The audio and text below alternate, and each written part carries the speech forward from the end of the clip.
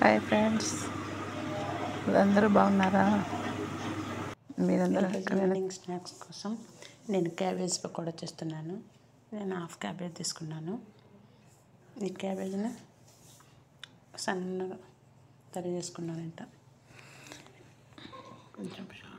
కొంచెం బౌల్ తీసుకొని కొంచెం పసుపు, ఉప్పు, 1 స్పూన్ అల్లం పేస్ట్, కొంచెం ధనియాల పొడి, 1 స్పూన్ బియ్యం పిండి, శనగపిండి తగినంత వేసుకొని కొంచెం కారం పొడి వేసుకుంటే మనం పచ్చిమిర్చి వేసుకోవచ్చు, కొత్తిమీర వేసుకోవచ్చు.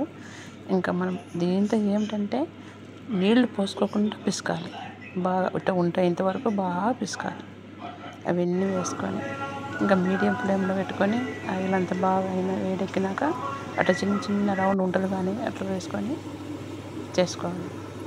బాగా కొంచెం అయితేనే ఆ కలర్ వస్తాయి. క్యాబేజ్ పకోడా సాస్ సర్దుకొని తింటే సూపర్గా ఉంటుంది. ఈవినింగ్ స్నాక్స్ బాగుంటుంది. అతి తక్కువ టైంలో తొందరగా చేసుకొని తినవచ్చు. హెల్త్కి కూడా చాలా మేలు, చాలా బాగుంటుంది. ఓకే.